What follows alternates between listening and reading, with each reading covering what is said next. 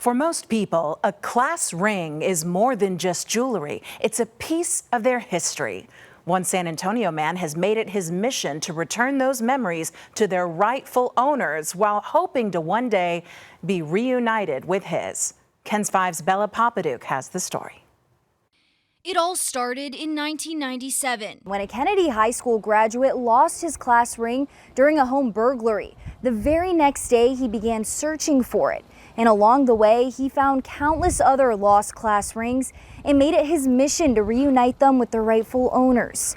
Nearly 30 years later, he's still searching for theirs and his. Now, this case holds 100. Right now, I have probably like 80 class rings. Richard Escobedo has returned more than 200 lost class rings to their owners or their families across the country. There's so many different unique stories about how the class ring went missing or how they lost it. When he tracks down an owner, he doesn't ask for anything in return except a selfie with their returned ring.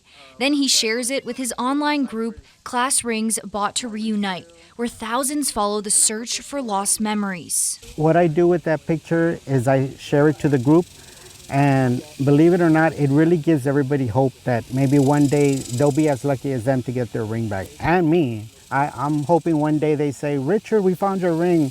I'd be crying, "Mom," I'd be crying to my mom. One of those stories belongs to Lady Morgan. In 2020, Escobedo found the South San Antonio graduate's class ring at a flea market, years after it was stolen. Well, I had my first apartment and I was trying to help someone.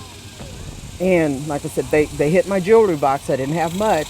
My ring left. And when I asked him about it, he said he threw it in Woodlawn Lake. So I gave up on it. By then, Morgan had been saving to buy a replacement and tells me getting the original back meant far more than a new one ever could. I was happy because, like I said, I was getting ready to go buy another one.